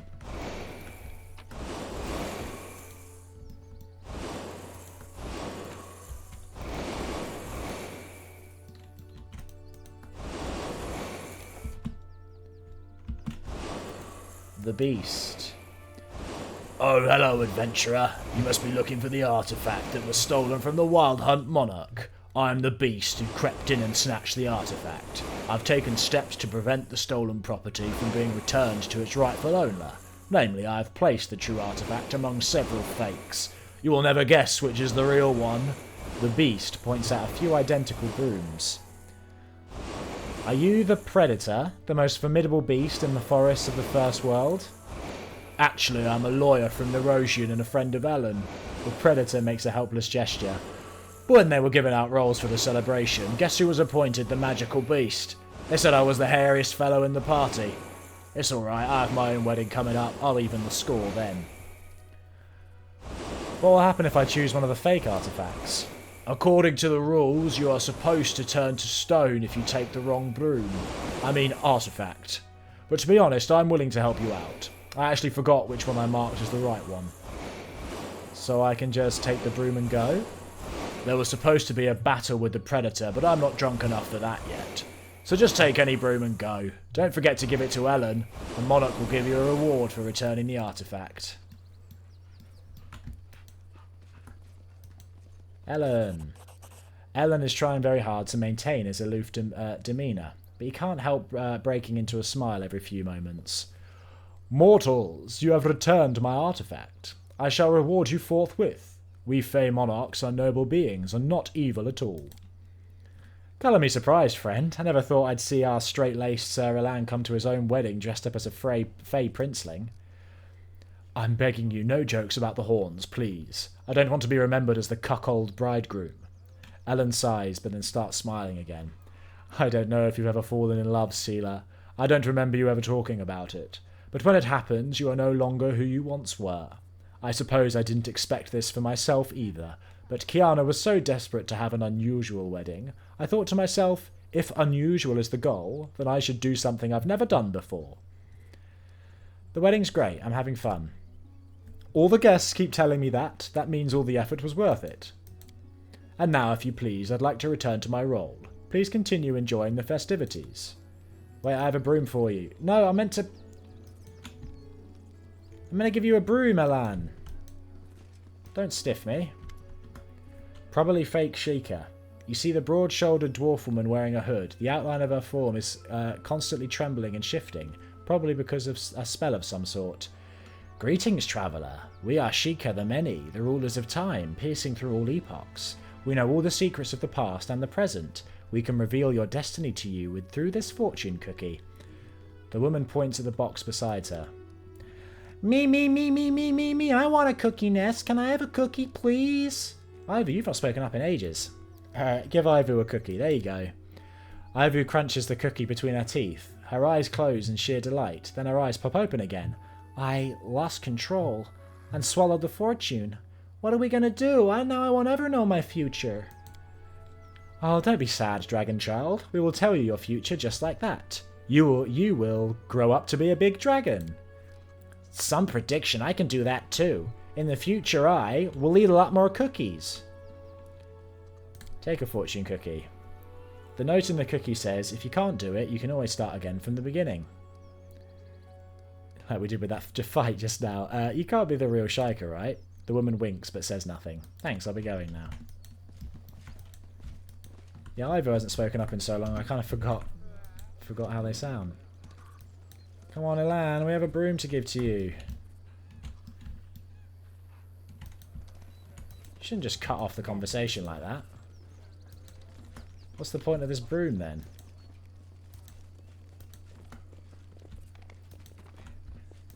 Do we give it to the best man?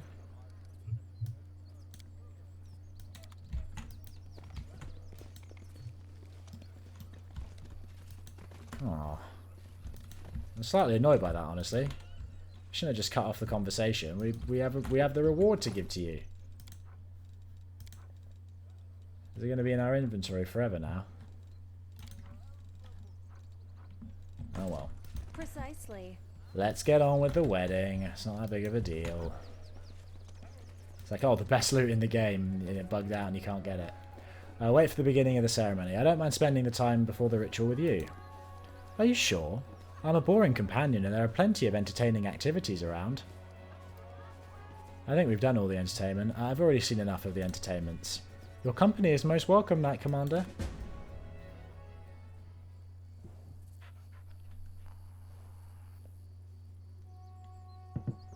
If I might have your attention, everyone. Before we get to the important part of the ceremony, I want you to welcome two very dear guests. This is the commander of the 5th Crusade, thanks to whose efforts the Sword of Valor flies proudly over Dresden. And Seelah, Paladin of Iomade, the commander's companion and someone I have the honour of calling a friend. Seelah, would you say a few words? Hello, everyone. Hey, I need some advice. What should I say? Giving speeches really isn't my thing. Let's do the chaotic one. Tell jokes, or just say whatever nonsense comes into your head. Laughter is the best gift you can give. Oh, talk nonsense? I can do that. I'll do it the best way I know how. In the first hour of our acquaintance, I uttered words that made a great impression on Elan. I think it was because of these words that he realized I was the friend he had been looking for all his life. These were those very important words, and they shed light on what being a warrior of Iomade is all about. So, here goes. Seelah pauses, and with a sly gleam in her eyes. A simple warrior approaches a cave where a monster is hiding, and he sees a paladin running out of it. I didn't expect a perfect paladin to be a coward, says the warrior. The paladin turns to him and replies, I am a holy paladin, best of the best, bravest of the brave. I hold divine power in my hands, and with my sword, I wield the power to smite. I am immune to disease and fear, so if you see me running away from something, don't ask any questions. Just start running. Ha ha ha. What a story, that wasn't so Seelah. hard. It turned out great, didn't it? This is what we're fighting for. Weddings, fun, and laughter. Seelah turns to you and winks. Yes, you're exactly right. You know, I wanted you to come here with me so I could show you that our efforts aren't in vain. Not long ago, demons ruled over all of this area we're in, and they did all sorts of abominable things here. But now, Dresden stands as an indestructible fortress, and weddings are taking place here. It's all because of you. So, let's watch the ceremony and enjoy ourselves. Arisone casts a solemn look over the gathered crowd. Her eyes are glistening either from emotions or the vampire wine. Welcome, honoured guests, to the wedding of Elan and Kiana. Today I am delighted to play my part in the beginning of something so special. Something's going to happen here, isn't it? At the beginning of a happy new family. When something is as strong as your love for one another is born from the chaos of life, all the gods of order triumph. Seelah is smiling, but her expression is tense as she observes the proceedings. Before we begin the most important part of the ceremony, I asked all the guests to put something in this cup that they think will serve the newlyweds well in their new chapter. Ah, I've heard about this custom. It's called the Cup of Wishes. People put nice little things symbolising wishes. For example, a coin for wealth, a toy for the birth of a child, and so on. I'll put in a coin. You know, we've got so much money, let's throw our wealth around a bit. Good. Throw 1,000 gold into the cup. May your family never know poverty. I reckon someone's going to steal everything in the cup. I can't quite remember what happens here, but that's the vibe I'm getting. The guests put their gifts into the cup one by one. A luxurious shimmering tiara, a flashy ring. Kiana's friend even takes the bejeweled collar from around her dog's neck and puts it into the cup. Yeah, I bet everyone's putting all the Sunhammer relics in.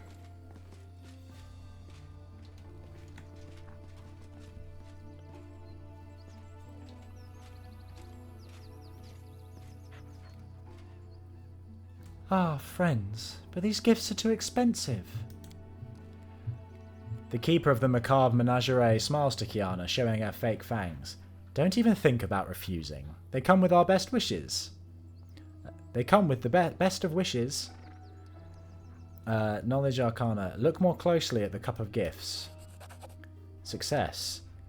Each piece of jewellery was innocuous enough on its own, but now that they've all been gathered together, your suspicions have been raised. Their magical auras are too strong and varied to belong to mundane trinkets possessing only enough magic to adjust their size to the wearer. Seelah, the jewellery, there's something wrong with it. I had this feeling that something was wrong. It's the jewellery, right? They were all made by Master Sunhammer, weren't they? And he also made the ring that... Arisone. And the gifts have been given. Let us praise the gods. In the name of Adabar, I pronounce you husband and wife. You may exchange rings and join your lips in a kiss. Elan, Kiana, stop, it's dangerous.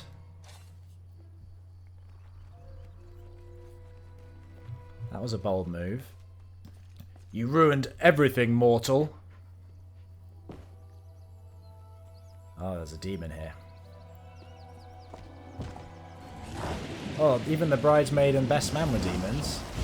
Presumably they took the form of demons that took the form of people that already existed. I was like, oh yeah, my best man is someone I've never met before. Oh, that's rough. Okay, Instrument of Freedom.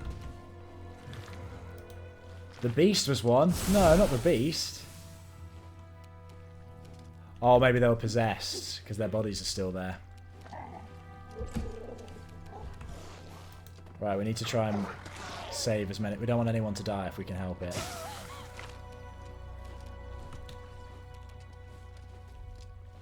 Arushale, protect the bride and groom. We must be doing it wrong. Oh, you designate a target, don't you? Okay, instant enemy. I will resist.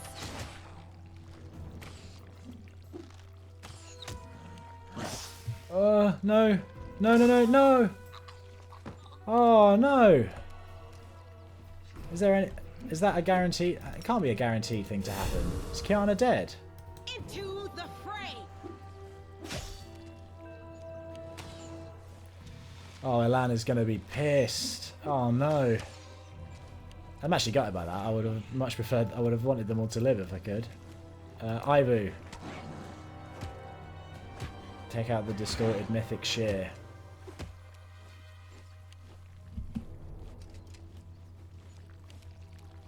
This is not good. Okay, do a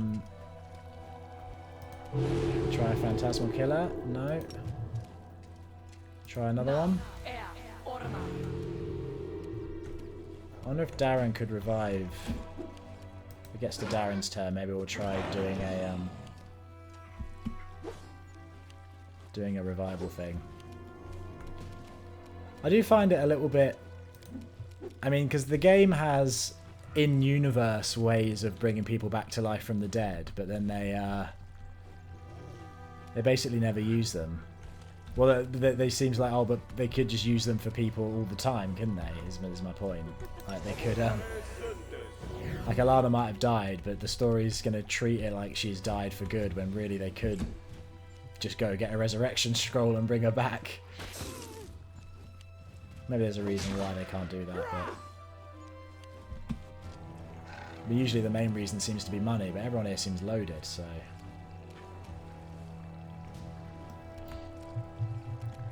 Oh no, the dog was one of them. No, take out... Okay, the shear's down, basically.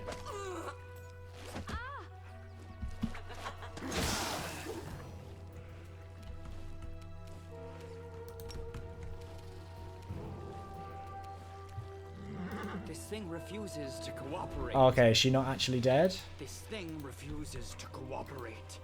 Says the target is not recently dead, but... She seems pretty dead.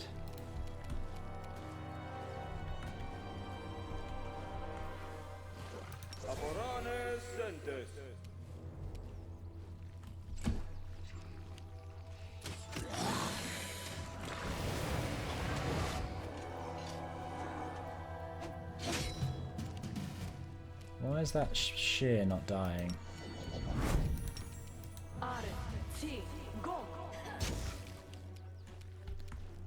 Oh, I wish I had Warjiff here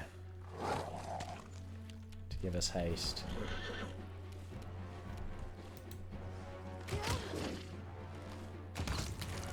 Great.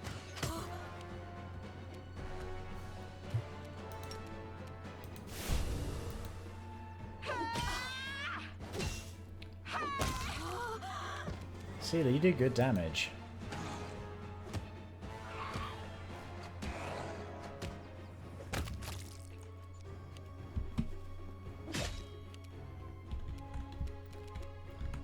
Ray's dead. Am I doing it wrong? Okay, it seems there's just not an option for bringing back Curl. Oh, so it was Curl. Curl was here. He was involved in it. Yeah, of course he was. Try Phantasma Killer? Nope.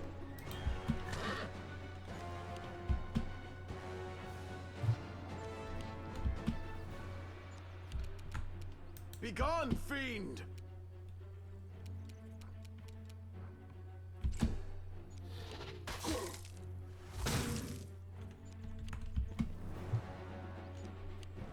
Come on, finish this off.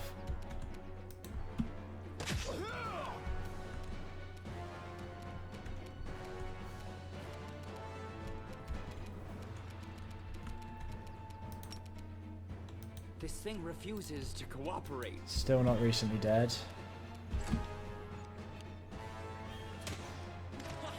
Okay, so she doesn't die.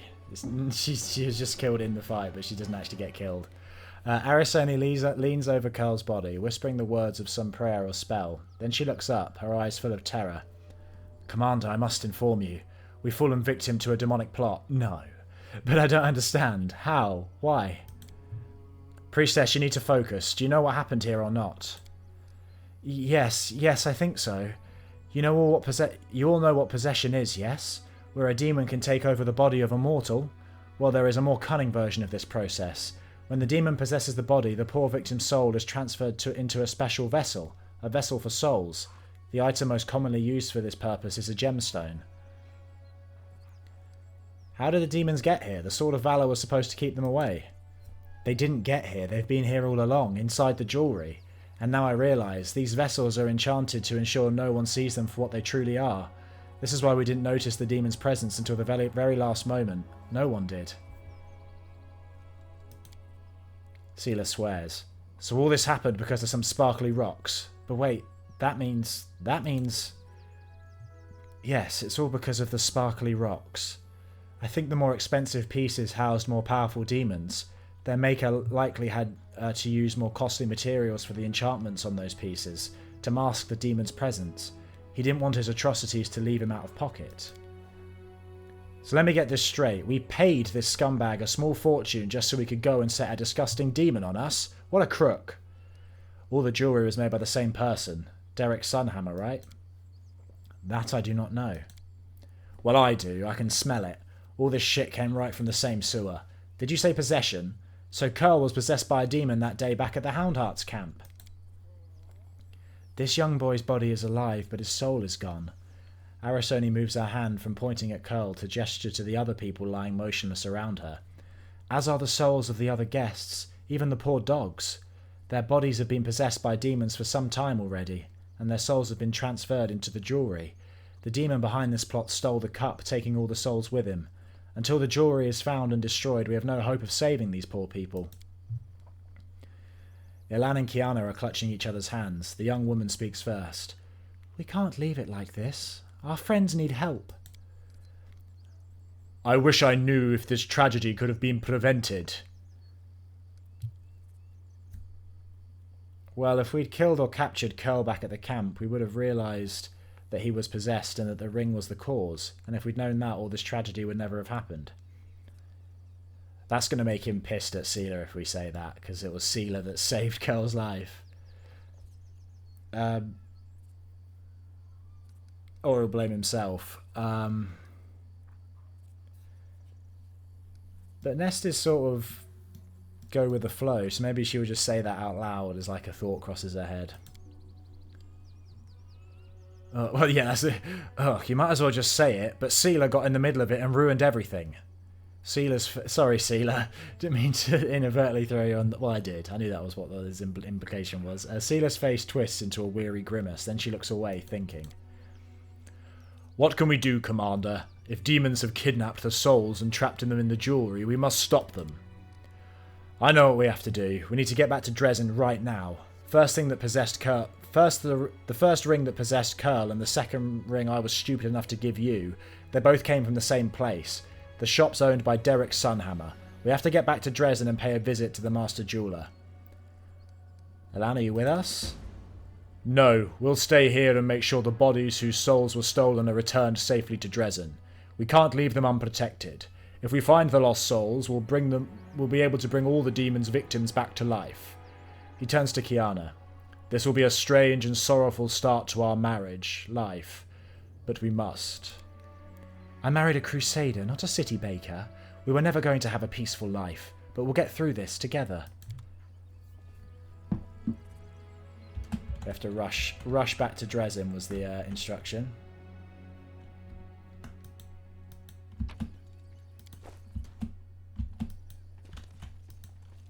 Sorry about your wedding, Kiana. People often say an unexpected guest is as welcome as a demon. Well, the unexpected guests at my wedding turned out to be actual demons.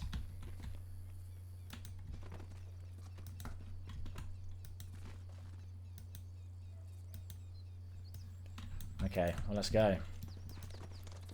Elan, I still want the reward for finding the broom. Don't think you've got away with that. Always watch your back. We'll go back to Dresden then. I know we've got Social with us, but might as well finish this off.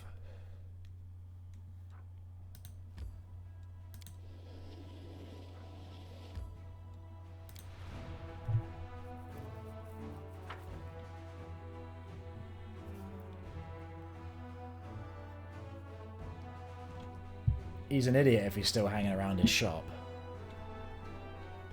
He's probably left, hasn't he?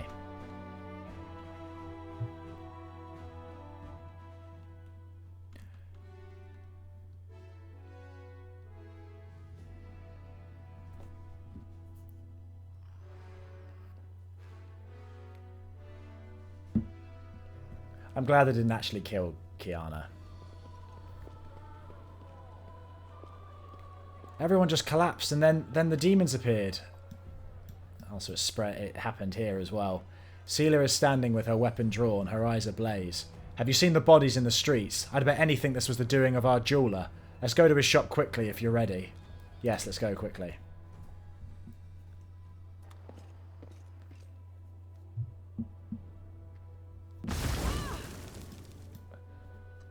Damn it, damned demons! Arisoni. Commander, Seelah, praise Adabar you're alive.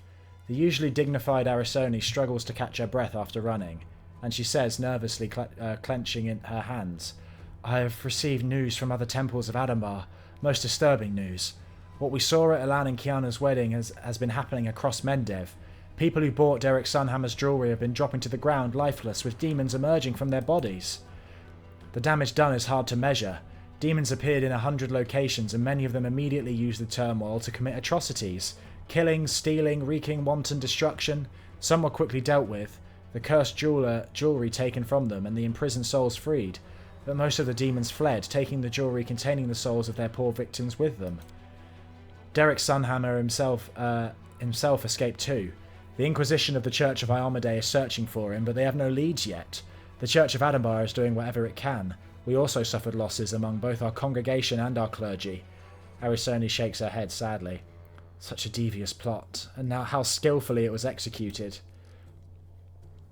As Arisone speaks, Seelah's face grows more and more grim, and her hands clench anxiously around her weapon. I saw that scumbag right here. I even talked to him. I didn't suspect a thing. I often get a sickening feeling from traders. Some of them are nasty pieces of work, the way they rip people off. I got that same feeling from him, but I didn't even think of looking closer. What will happen to the victims of this attack? Several large churches in Mendev have taken the victims into their care.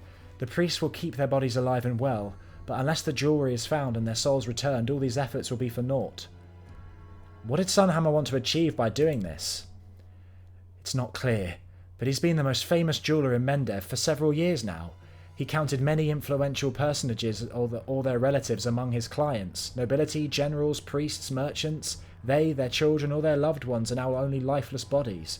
Their souls stolen away and hidden who knows where. The possibilities for blackmail and sowing blind panic are limitless.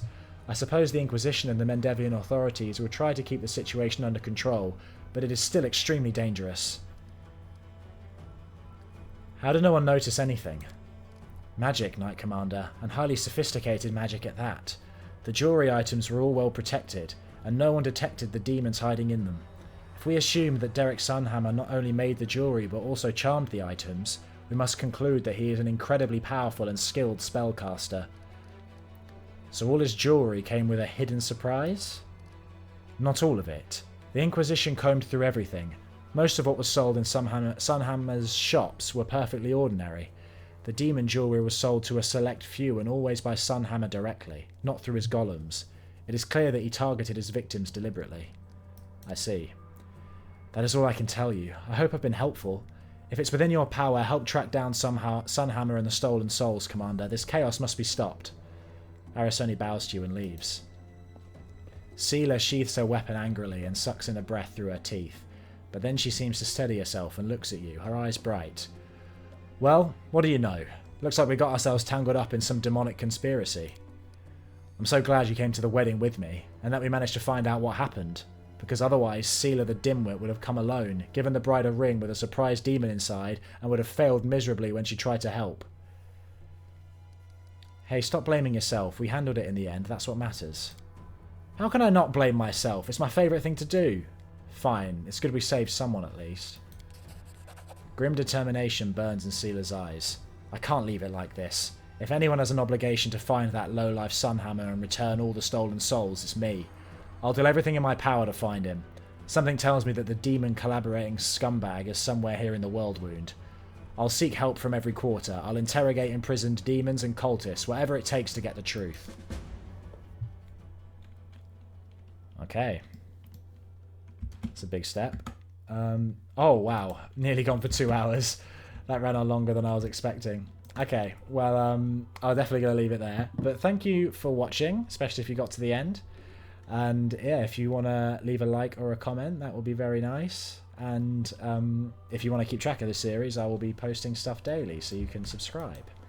But yeah, thank you for that. We'll do the social quests next time, and then probably get started on the Ivory Labyrinth. But cool. Thanks for watching. See ya. Bye.